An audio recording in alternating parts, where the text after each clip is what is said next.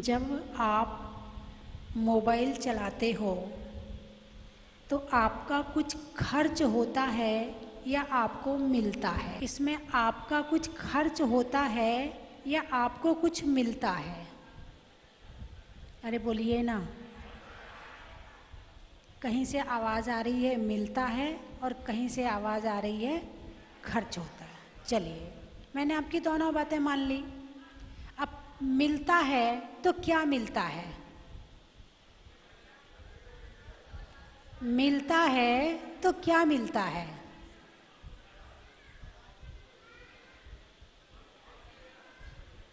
दिमाग में नए नए विचार मिलते हैं जिसकी कोई ज़रूरत नहीं है।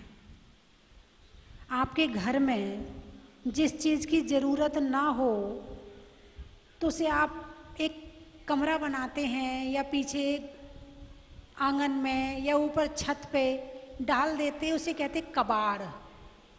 जिसकी ज़रूरत ना हो उसे क्या कहते हो? कबाड़। कबाड़ कहते ना।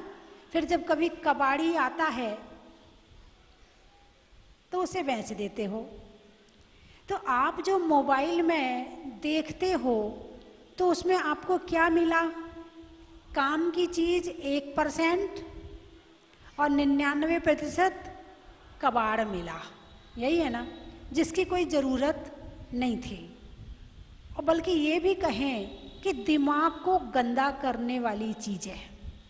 किसको गंदा करने वाली? दिमाग को। दिमाग को जो गंदा करे ऐसी चीज़ मिली। किससे? मोबाइल से। हाथ पैर गंदे हो जाएंगे तो तुम साबुन से साफ कर लोगे। दिमाग गंदा हो गया, किसी से कहते भी नहीं हो, बताते भी नहीं हो और दिमाग में टेंशन लिए घूमते रहते हो। काम की चीज मिली 1% और 99% चीज मिली कबाड़, जिसकी कोई जरूरत नहीं थी और घर को स्थान और घेर रहा है। कोई कबाड़ी आए तो बाहर का कबाड़ आप बेच सकते हो, लेकिन इस कबाड़ को कैसे निकालोगे जो दिमाग में चला गया है? बाहर के कबाड़ को निकालने की विधि तो आपको पता है, लेकिन आपके दिमाग में जो कबाड़ इकट्ठा हो रहा है उसमें से जो नेगेटिव ऊर्जा निकल रही है उसको कौन भुगत रहा है?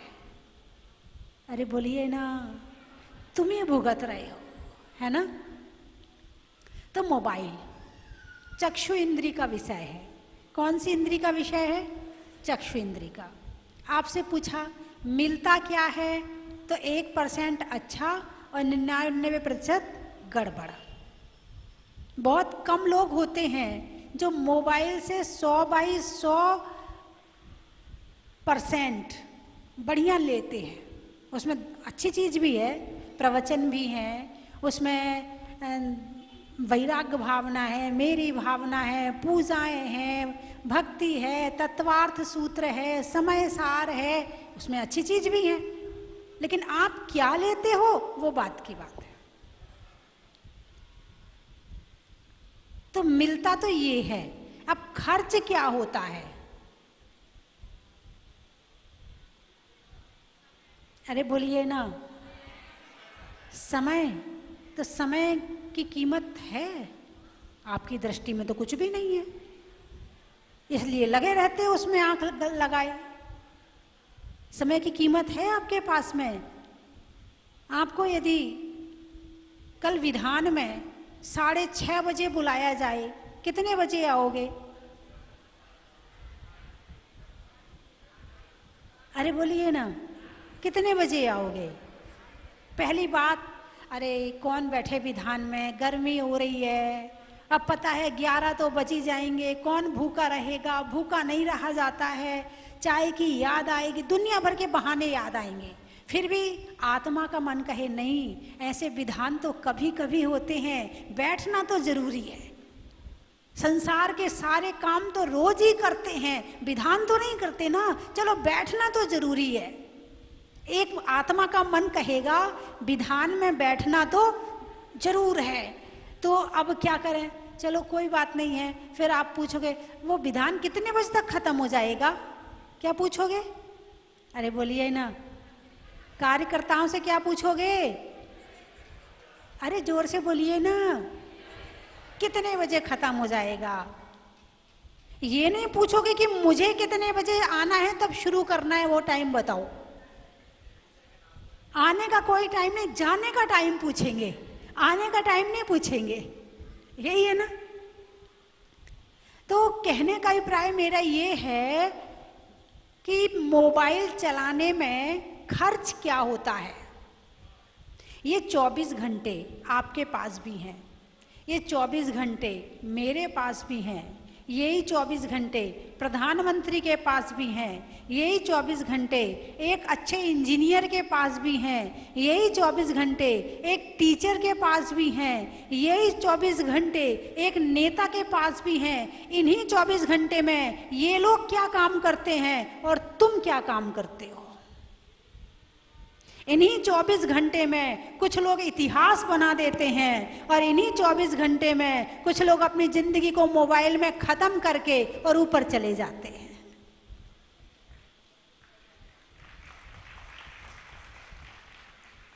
क्या है मोबाइल में, खर्च क्या हो रहा है और मिल क्या रहा है। आप सबसे पहले इसको तराजू पे तौलो। आप तो एक मटका भी खरीदते हो ना, ठोंकते हो, कहीं फूटा तो नहीं है, कहीं उसमें दरार तो नहीं आ रही है। ठोंक ठोंक के लेते, देख के लेते हो, लेते कि नहीं लेते। एक साड़ी भी लेते तो 4 बार देखते हो सही है कि नहीं है, फिर पूरी खोल के देखते हो कहीं बीच में खराब तो नहीं है, पूरी खोल खोल के देखते हो। एक साड़ी भी लेते, और समय, इसकी आपने कोई कीमत नहीं समझी। इसको आपने मोबाइल में यूं ही खत्म कर दिया, यूं बस चलता रहा मोबाइल और समय खत्म होता रहा। तुम्हारी उंगली चलती रही और समय होता रहा। ये मोबाइल ज्यादा कौन चलाता है? जिसका दिमाग खराब होता है या जिसको अपना दिमाग खराब करना होता है, वो मोबाइल ज्यादा चलाता है। और बाकी व्यक्ति तो उसमें से काम की चीज निकालते हैं और अपना काम कर लेते हैं। तो मोबाइल से मिलता क्या है वो आपने समझ लिया, कबाड़ मिलता है, ठीक है। और मोबाइल में खर्च क्या होता है? समय खर्च होता है। हुआ कि नहीं हुआ? खर्च होने में क्या हुआ? समय, जो सबसे कीमती है। उस समय में आप बहुत कुछ कर सकते थे, लेकिन आपने यूं ही खत्म कर दिया उसको। उस समय में आपने अपनी माँ की नहीं सुनी, आपने अपनी सास की नहीं सुनी, आपने अपने बच्चों की नहीं सुनी, आपने अपने पति की नहीं सुनी। जिस समय में आप अपने घर वालों की सेवा करके प्रसन्नता प्राप्त कर सकती थी, उस समय को आपने मोबाइल में लगा दिया। आपने घर वालों की कीमत कम समझी और मोबाइल की कीमत ज्यादा समझी। और आप तो क्या, जो रोग आपको लग गया है वही रोग आपके बच्चों को लगा हुआ है। बच्चे से कहो बेटा पढ़ ले, 5 मिनट रुक जाओ मम्मी मोबाइल चला लूं, 10 मिनट बाद फिर मम्मी आएगी, बेटा पढ़ ले मम्मी 10 मिनट और। वही बीमारी आपके बच्चों को लगी है। तो एक तो समय खत्म हुआ, ठीक है। अब मोबाइल देखने में सबसे पहले क्या चाहिए? आंखें चाहिए। तो क्या सोचते हो, आंखों को आराम मिल रहा है? मोबाइल देखने से क्या आपको लगता है आंखों को आराम मिल रहा है? आंखें खत्म हो रही हैं, आंखों की रोशनी जा रही है, आंखों में तरह तरह की बीमारियां पैदा हो रही हैं। पहली बात। दूसरी बात, आपने अपना दिमाग 24 घंटे बिजी रखा। पहले तो मोबाइल देखने में बिजी रखा, फिर काम करने में बिजी रखा, फिर किसी टेंशन में बिजी रखा, दिमाग को आराम नहीं मिला। तो दिमाग में क्या हो जाएगा? डिप्रेशन। दूसरा क्या हुआ? डिप्रेशन। तीसरा और बता देती हूं, क्या इनाम मिलता है मोबाइल देखने से? आजकल गर्दन सबकी खत्म हो रही है, जिसका नाम है सर्वाइकल, है ना। पहले सुनने में नहीं आता था कि किसी को सर्वाइकल है, और अब जिसको देखो उसी को सर्वाइकल है। तुम सामने वाले के सामने गर्दन झुकाओ ना झुकाओ, अपनी सास के सामने गर्दन झुकाओ ना झुकाओ, अपने भगवान के सामने, गुरु के सामने गर्दन झुकाओ ना झुकाओ, लेकिन मोबाइल के सामने तो गर्दन झुकी रहती है ना। बैठ के देखेंगे, लेट के देखेंगे, टेढ़े होके देखेंगे, ऐसे रख के देखेंगे, ऐसे करेंगे, मगर आंख में दिखना चाहिए मोबाइल। बस आपकी गर्दन खत्म हो गई। जरा जाके डॉक्टर से पूछो, हड्डी वाले डॉक्टर से, कितने पेशेंट आते हैं उनके पास में। ये संख्या किसकी वजह से बढ़ रही है? अरे बोलिए ना, मोबाइल की वजह से, है ना। आज जिसको देखो, चाहे तुम्हारा कैमरा वाला हो, चाहे तुम्हारा रिक्शा वाला हो, चाहे तुम्हारा स्टाफ हो, चाहे तुम्हारा वजन उठाने वाला हो, चाहे तुम्हारे बूढ़े बाबा जी हो, हर कोई मोबाइल में बिजी है। हर कोई मोबाइल में पागल है। बस थोड़ा सा समय मिलना चाहिए, समय मिलते ही, हाँ, आजकल कोई खाली नहीं है, मोबाइल ने सबको बिजी कर दिया है। यदि कोई हमारे पास आएगा और मान लो मैं पढ़ रही हूँ या लिख रही हूँ, तो मैं उससे बात नहीं करती हूँ। अब जो हमारे पास आकर बैठा है वो क्या करेगा? बिल्कुल सही बता रही हूँ, एक नहीं 50। आप मंदिर में देख लो, यदि मंदिर में जाओ और 2 जने मंदिर में गए हैं और एक पूजा करने बैठ गया और दूसरा खाली बैठा है, मोबाइल शुरू।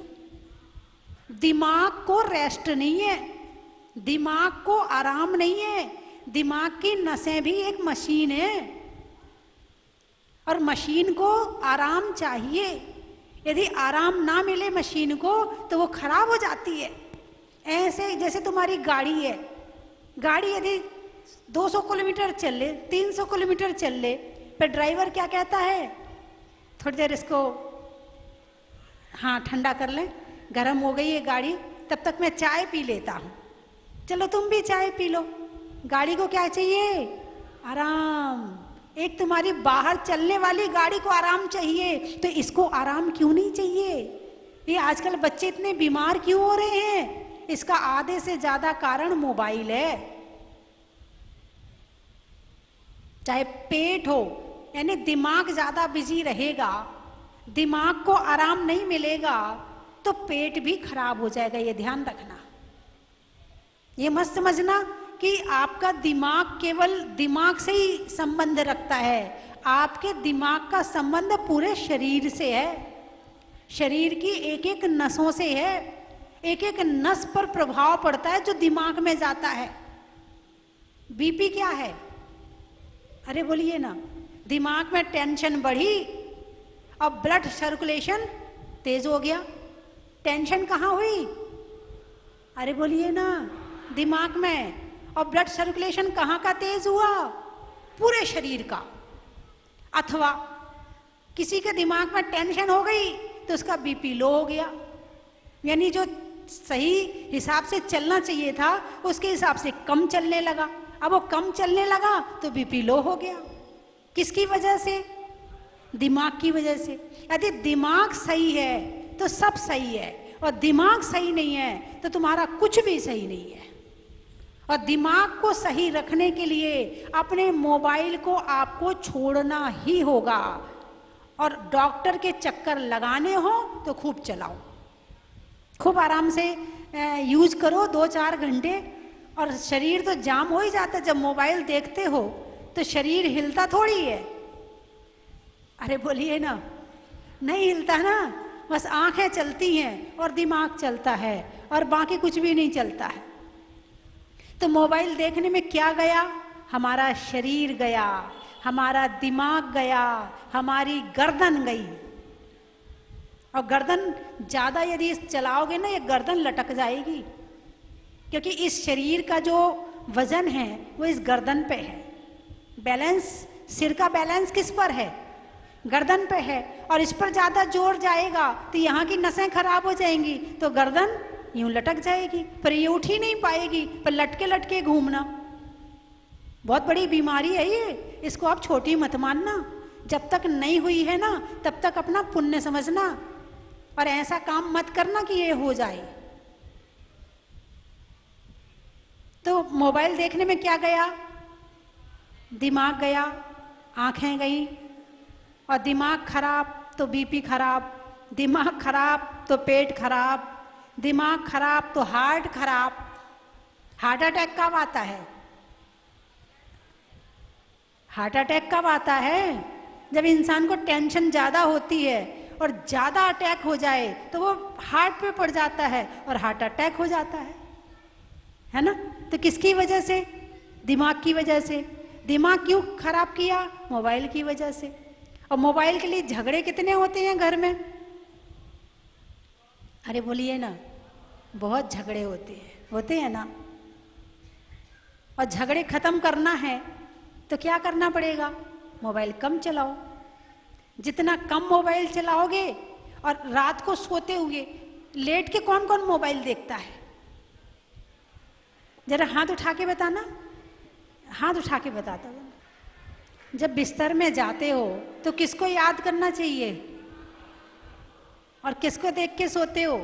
डॉक्टर कहता है कि आपका जो अंतिम विचार होता है, जो आपका अंतिम विचार होता है, वो आपके दिमाग में रात भर घूमता है। अब आप अपने दिमाग में अंतिम विचार कौन सा डालना चाहते हो? अच्छा या बुरा? अच्छा, तो मोबाइल में कौन सा विचार लेकर सोते हो? हाँ, ऐसा हो सकता है आप अपना एक प्रवचन चला लो और उसको रख लो और रख करके सुनते सुनते सो जाओ, वो तो बात अलग है। फिर भी इसमें तो फिर भी आप प्रवचन सुनते सुनते सो रहे हैं और आपको आराम से नींद आ गई। अब रात भर वो प्रवचन दिमाग में घूमता, आप आराम से सोते रहना और प्रवचन चलता रहेगा। सोते हुए कर्म बंद होता है कि नहीं होता? देख लो, सोच लो एक बार। सो रहे, कुछ कर थोड़ी रहे हैं, कुछ करेंगे तभी तो कर्म बंद होगा। अरे बोलिए ना, सोते में कोई कुछ करते हो क्या? कर्म बंद कब होता है? जब कुछ करते हैं। तो सोते हुए कर्म बंद तो नहीं होता ना? अरे वाह, यहाँ तो बड़े पक्के लोग बैठे हैं, कुछ तो चुप बैठे हैं। माता जी आप ही बता दो। और कुछ होता है, जिन्हें पक्का पता है वो कह रहे होता है, बिल्कुल होता है। सोने में भी कर्म बंद होता है। आप सपने देखते हो, उसमें भी कर्म बंद होता है। अच्छे सपने देखते हो तो शुभ कर्म का बंद होता है, और बुरे सपने देखते हो तो पाप कर्म का बंद होता है सपने में। जबकि आपका कोई बस नहीं है सपने में। लेकिन आप एक बात ध्यान रखना, जैसा जीवन जीते हैं सपना वैसा आता है। सपना कोई अलग नहीं आता। यदि सपने में कोई भूत आए ना और आप भाग रहे हो तो आपको नमोकार मंत्र ही याद आएगा, आपको कुछ और याद नहीं आएगा। बोलिए हाँ या ना? क्यों? क्योंकि आपके संस्कारों में नमोकार मंत्र आ गया है। जब किसी साधु का चतुर्मास हो आपके यहाँ तो सपने कैसे दिखते? हम आहार देने जा रहे, हम प्रवचन सुन रहे, हम ये कर रहे, विधान कर रहे, ऐसे सपने आते। इसका मतलब क्या हुआ कि हमारे दिमाग में जो बाहर के विचार होते हैं और जो अंदर चले जाते हैं वो सपने में आते हैं। तो इसीलिए आप दिन भर अच्छे काम करो, अच्छा सुनो, अच्छा देखो, अच्छा करो, तो सपने भी अच्छे आएंगे। तो जब सपने अच्छे आएंगे मतलब हमारा जीवन सही चल रहा है। सपने अच्छे आने शुरू हो गए मतलब जीवन सही चल रहा है। तो मोबाइल में अब पता नहीं क्या क्या देख करके सोते हो, पर सपने में वही घूमते हैं। कोई डांस घूमता होगा, कोई नृत्य घूमता होगा, कोई हीरो हीरोइन घूमते होंगे, यही तो घूमेंगे और क्या होगा। जो दिमाग में डालोगे वही निकलेगा। तो एक तो हमारे मोबाइल के माध्यम से क्या खराब हो गए? सपने खराब हो गए, आंखें खराब हो गई। और अच्छा, मोबाइल फ्री में मिलता है क्या? नहीं, तो कितने का आता है? 30,000 का। अच्छा, और 80,000 का, 1 लाख का भी आता है। 1 लाख वाला थोड़ी खरीदते होंगे लोग। खरीदते हैं? अरे वाह, अरे वो 1 लाख रुपया यहाँ दान दें तो यहाँ संत निवास का एक कमरा बन जाए।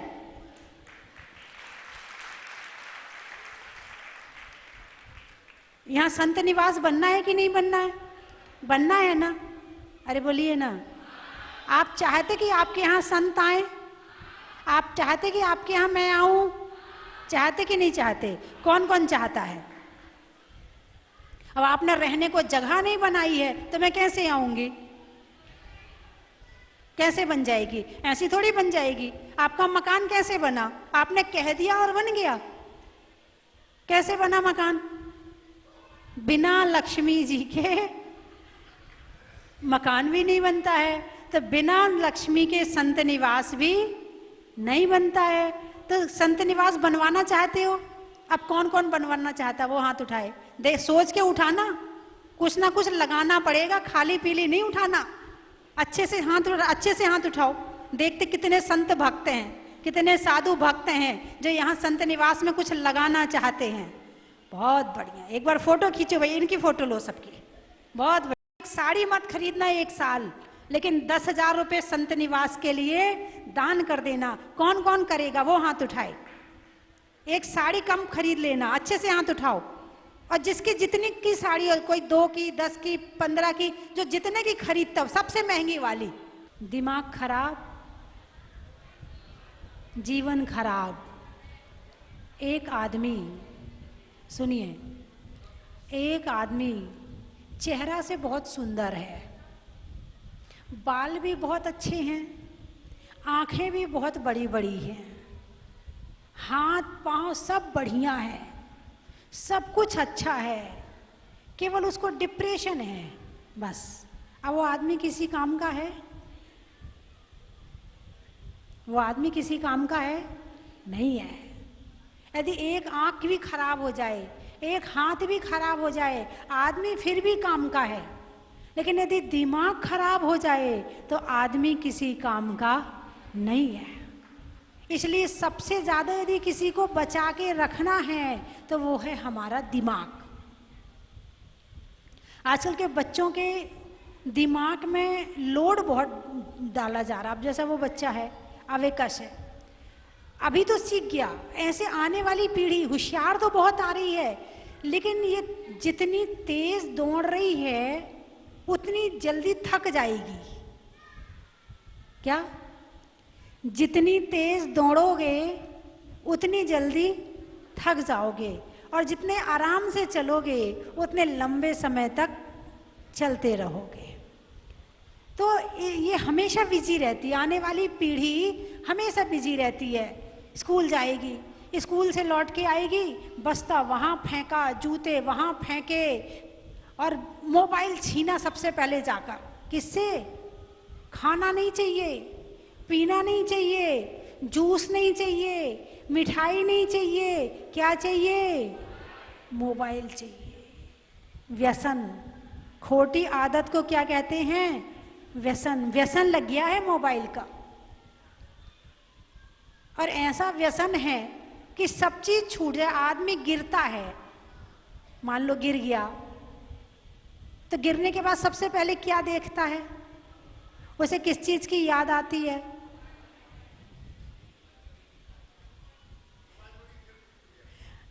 पांव टूट जाए कोई दिक्कत नहीं, मोबाइल नहीं टूटना चाहिए। हाथ टूट जाए वो भी चल जाएगा, मगर मोबाइल नहीं टूटना चाहिए। मतलब मोबाइल के पीछे ऐसे पागल हैं कि बस जैसे सब कुछ मोबाइल ही है और दुनिया में कुछ और है ही नहीं है। मोबाइल को ही जिंदगी समझ लिया है, जबकि जिंदगी अलग है और मोबाइल अलग है। जीवन तब भी था जब मोबाइल नहीं था, तब रिश्ते भी थे, तब भगवान की पूजा भी थी, सुबह जल्दी उठना भी था। कल मैंने कहा कि प्रवचन 8 बजे से रख लेते हैं, तो लोग बोले नहीं 8:30 बजे से। मैंने कहा ऐसा क्यों? तो बाद में पता चला ये उठते लेट हैं, सोते लेट हैं। जो रात को लेट सोएगा वो सुबह लेट उठेगा। रात देर से सोए, सुबह देर से जागे। रात देर से सोए, सुबह देर से जागे, और जाना था बहुत दूर इसलिए बहुत तेज भागे, और इतनी तेज भागे कि निकल गए मौत के भी आगे। इतनी तेज भागे कि निकल गए मौत के भी आगे, थे बड़भागे और बन गए अभागे। थे बड़भागे मगर बन गए अभागे। किसके कारण? मोबाइल के कारण। सुबह उठना, सुबह को कहा जाता ब्रह्म मुहूर्त। क्या कहा जाता है? ब्रह्म। ब्रह्म यानी आत्मा, ब्रह्म यानी आत्मा, ब्रह्म मुहूर्त यानी आत्मा का मुहूर्त। यदि आत्मा के मुहूर्त में तुम जाग गए तो सारे सुख तुम्हारे पास में हैं, और यदि तुम ब्रह्म मुहूर्त में सो गए तो जिंदगी सो गई तुम्हारी। इसलिए ब्रह्म मुहूर्त में उठना स्वास्थ्य के लिए, शरीर के लिए, दिमाग के लिए और आत्मा के लिए बहुत अच्छा होता। सुबह उठोगे सब काम जल्दी हो जाएंगे, काम जल्दी हो जाएंगे, मंदिर को ज़्यादा समय मिल जाएगा। और सुबह देर से जागोगे तो सबसे ज़्यादा कटौती किस में करोगे? न खाने में कटौती होगी, न झाड़ू में कटौती होगी, न तुम्हारे नहाने में कटौती होगी, न तुम्हारे सजने संवरने में कटौती होगी। कटौती होगी तो केवल मंदिर में कटौती होगी। इसलिए सुबह उठोगे तो सारे काम समय से हो जाएंगे, और सुबह लेट जागोगे तो पूरे दिन लेट ही होते चले जाओगे। और रामदेव बाबा कहते हैं ना, क्या कहते हैं? सुबह उठ के क्या करना चाहिए? योगा। दवाई खाना ज़्यादा अच्छा है या योगा करना ज़्यादा अच्छा है? देख लो, कह तो रही हो, करोगी कि नहीं करोगी वो देख लो। जुबान से तो जीभ बड़ी जल्दी हिल जाती है, कहने में तो केवल 2.5 इंच की जुबान हिलानी पड़ती है, और करने में 2.5 मन का शरीर हिलाना पड़ता है।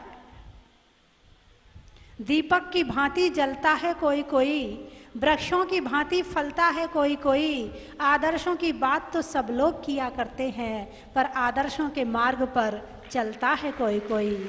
आदर्शों के मार्ग पर चलता है कोई कोई। अच्छी बात करने में कुछ नहीं लगता, बात ही तो करनी है, करना थोड़ी है कुछ। लेकिन अच्छी बात को अच्छा करने के लिए पूरा जीवन लग जाता है, मेहनत करनी पड़ती है, पुरुषार्थ करना पड़ता है, दुनिया भर के सुख छोड़ने पड़ते हैं, तब कहीं जाकर अच्छा काम हो पाता है। अब आप देख रहे हैं नरेश जी बैठे यहाँ पर, ये जब से मैं ग्वालियर में आई हूँ उस दिन से लेके और आज डबरा अभी तक आई हूँ, इनका आहार देना नहीं छूटता है। क्या छोड़ा इन्होंने? घर का सुख छोड़ा, इतनी दूर चलकर आए, धन त्याग किया, इतना करने के बाद आहार लेंगे। एक आहार का सुख कितना बड़ा होता है, कोई नरेश जी से पूछे कि आहार देने में सुख क्या होता है। तुम अटैच ही नहीं होते आहार देने से, बस एक गिलास देना, दिए और चले। तुमने अपनी आत्मा को कनेक्ट ही नहीं किया। किससे? जिससे तुम आहार दे रहे हो उससे आत्मा कनेक्ट करके देखो कि क्या मिलता है। आपको तो बस एक ही चीज अच्छी लगती है, सो के उठे तो मोबाइल, सो रहे हैं तो मोबाइल, खाना बना रहे हैं तो मोबाइल, कपड़े धो रहे हैं, खेत में धान का, शादी में पान का, और होने वाले मुनि सुब्रत विधान का। शब्द बोलिए, ये क्या होता है? नाम का मत पूछो, किसी अच्छी चीज का पूछो।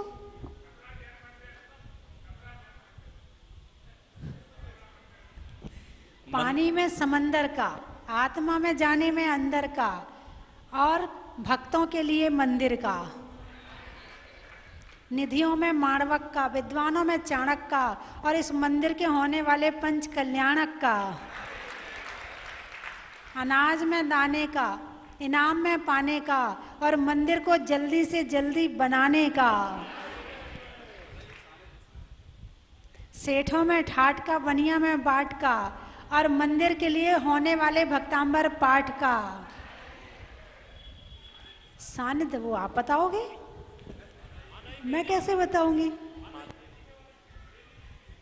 अच्छा, वेदिका बता दो। शहरों में बूंदी का, भोजन में बूंदी का, मंदिर में वेदी का, पक्ष में सुदी का, मिठाई में बूंदी का, और नई बनने वाली बेदी का, शरीर में कान का, देने में दान का, और भक्तों के लिए जिनेंद्र भगवान का, गुरु का, काम करने में शुरू का, मिट्टी में गेरू का, और जीवन में गुरु का, आत्मा में एक का, मनुष्य में नेक का, और आज करने में भगवान का अभिषेक का, लगाने में नारा का, आकाश में तारे का, और करने में भगवान की शांति धारा का। नौरियल, हाँ, किसान में हल्का, समय में पल का, और चढ़ाने में श्रीफल का। बोलिए 24 भगवान की।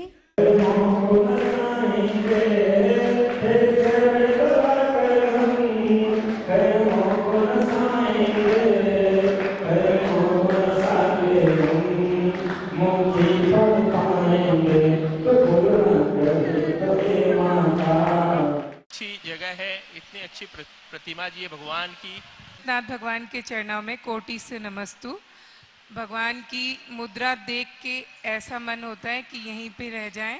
इतनी सुंदर प्रतिमा, और विशुद्धि बहुत ज़्यादा होती है। मैंने तो यहाँ सामायिक भी किया है, तो इसलिए बहुत ही अच्छा लगा मुझे यहाँ आके।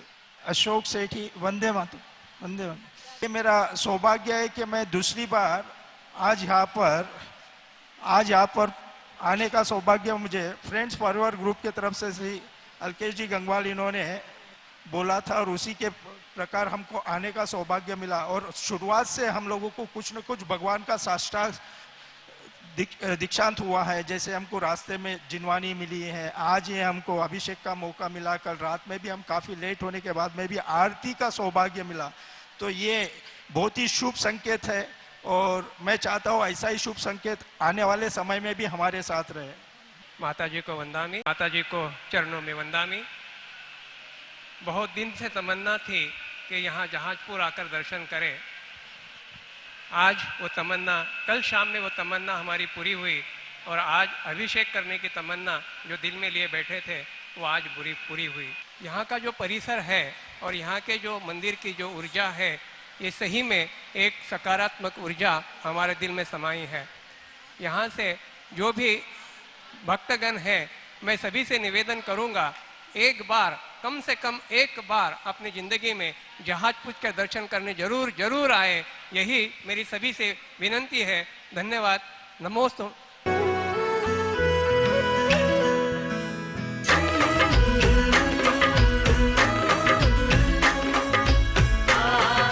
चन की थाल को सजाओ रे आज, रत्नों की थाल को भर लाओ रे आज। आओ आओ करे रे गुणगान आरती भगवन की। आओ आओ करे गुणगान आरती भगवन की। आओ आओ करे रे गुणगान आरती भगवन की।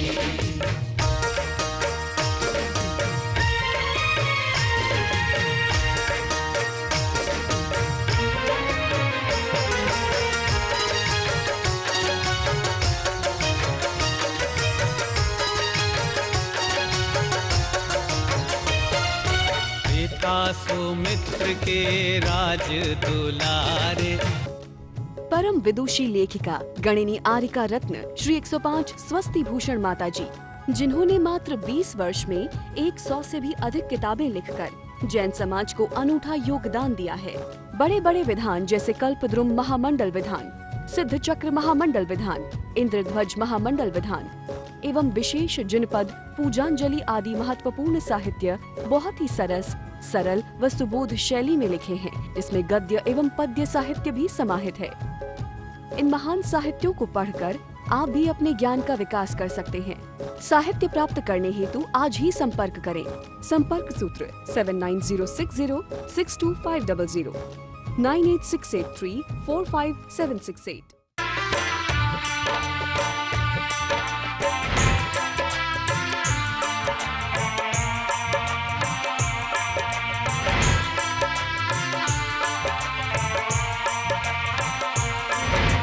चलो रे चलो रे चलो चलो रे चलो रे चलो चलो जहां